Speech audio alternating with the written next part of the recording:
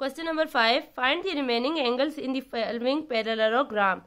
देखें part number 1 है हमारे पास, ये पैरेललोग्राम हमें दी हुई है। तो इसमें ये दोनों ऑपोजिट एंगल सेम होते हैं और ये दोनों एंगल सेम होते हैं, मतलब बी हमारे पास 110 है तो इसके जो ऑपोजिट एंगल है वो भी 110 होगा। एक्स हमारे पास क्या हुआ 110। अब ये जो है ना ये हमारे पास क्या बन रही है स्ट्रेट लाइन। तो स्ट्रेट लाइन पे हमें पता है स्ट्रेट लाइन कितने की होती है 180 की। z इज इक्वल टू 180 करती हूँ तो दूसरा एंगल कितने का है 180 टोटल है तो 110 हमें दिया हुआ है तो 180 में से 110 माइनस करूंगी तो z वाला एंगल जो है वो मेरे पास आ जाएगा। z वाला एंगल कितना हो जाएगा 70। अगर z वाला एंगल 70 है ना तो इसके ऑपोजिट क्या है y है तो y वाला एंगल भी कितना होगा 70 होगा।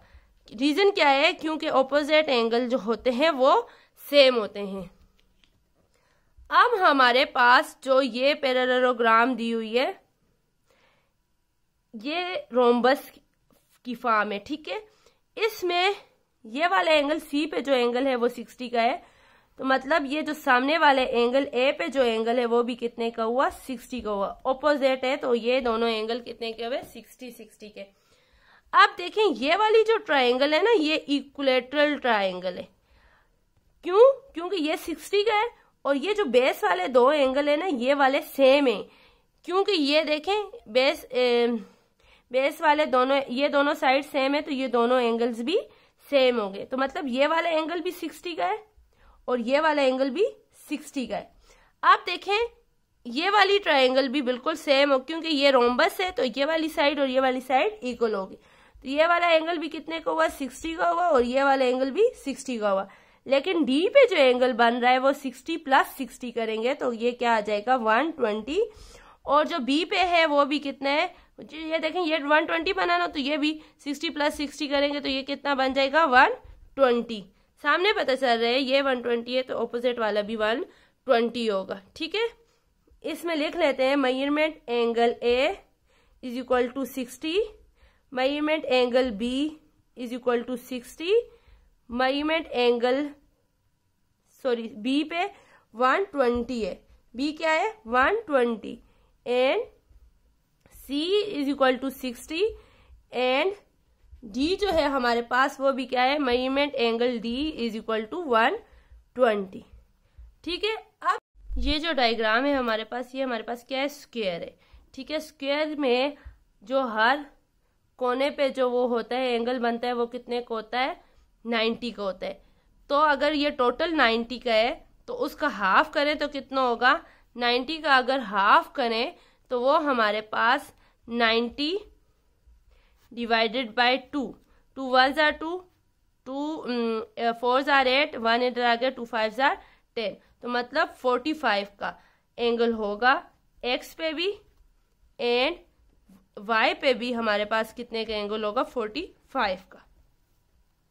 उसके बाद ये हमारे पास रेक्टेंगल है, ये वाली दो साइड्स इक्वल है और ये वाली दो साइड्स इक्वल है।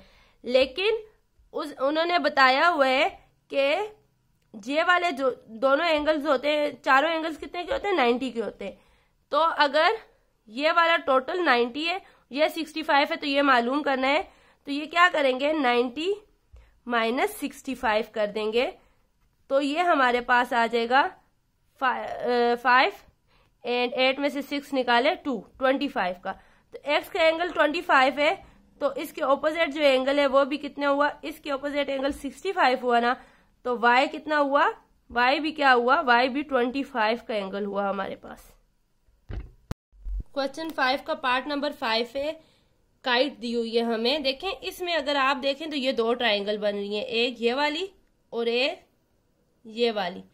लेकिन आप इसमें गौर करें कि ये वाली दोनों साइड्स इक्वल है तो मतलब ये जो बेस पे इस ट्रायंगल के ए सी डी बी वाली जो ट्रायंगल है उसमें क्या होगा ये 65 का एंगल है तो ये भी 65 का एंगल होगा, ठीक है।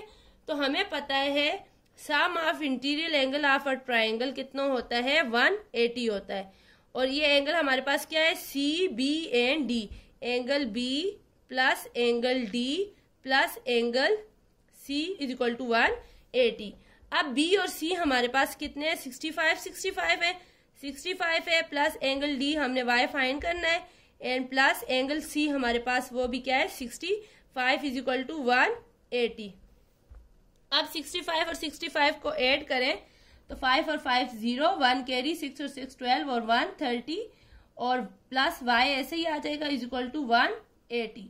और जब 130 को दूसरी तरफ लेके जाएंगे तो y हमारे पास आ जाएगा 180 माइनस 130, तो ये हमारे पास आ जाएगा 0। 8 में से 3 निकाले 5 और 1 में से 1 निकाले 0, तो y पे जो एंगल बना वो कितने का बना 50 का। अब देखें इस ट्राइंगल को देखें तो ये वाली ट्राइंगल भी क्या है, ये बेस वाले दोनों एंगल क्या होंगे सेम होंगे, ये वाला भी और ये वाला भी। ये x है तो इसे भी मैं x कह देती हूँ और ये वाले मेरे पास क्या है 110 है। अब इस ट्राइंगल को सॉल्व करते हैं तो हमारे पास x की वैल्यू आ जाएगी। तो हमारे पास क्या है, मैं लिख लेती हूँ angle x plus angle x plus angle 110 is equal to 180। तो x प्लस x क्या हो जाएगा 2x हो जाएगा एंड इज इक्वल टू 180। तो ये 110 इस साइड पे प्लस हो रहा है तो दूसरी साइड पे आ जाके तो वो क्या हो जाएगा माइनस हो जाएगा। तो 2x is equal to 180 minus 110 तो 70 आ जाएगा और 2 इधर 2 1s are 2, 2 3s are 6 and 1 इधर आ गया 2 5s are 10। तो x इज इक्वल टू क्या आया 35 आया। तो मतलब ये वाला एंगल भी 35 का है एंड ये वाला एंगल भी 35 का है। मतलब x की वैल्यू हमारे पास आ गई 35 एंड y की वैल्यू आ गई हमारे पास 50। ये मेरे पास क्या है ट्रेपीजियम में लास्ट पार्ट है क्वेश्चन नंबर 5 का। तो देखें ये हमारे पास क्या है स्ट्रेट लाइन है, तो हमें पता है ये दोनों जो एंगल क्या होते हैं पैरेललोग्राम के सप्लीमेंट्री होते हैं। सप्लीमेंट्री मतलब 180 होते हैं। तो y प्लस 48 हमारे पास क्या हुआ 180 हुआ। तो y is equal to 180 minus 48 करेंगे तो हमारे पास आ जाएगा y is equal to 132। y की वैल्यू हमारे पास क्या आई 132। इसी तरह इन दोनों की वैल्यू भी फाइंड करेंगे हमारे पास। तो हमारे पास इन दोनों का सम भी क्या होता है सप्लीमेंट्री होता है। तो x प्लस 125 कितना हुआ 180 हुआ। तो अब अगर x is equal to 180 minus 125 करें तो हमारे पास आ जाता है x इज इक्वल टू 55। तो अब इन चारों वैल्यू का अगर हम सम करें ना तो वो हमारे पास 360 के इक्वल होता है। तो ये हमारा लास्ट पार्ट था क्वेश्चन नंबर 5 का।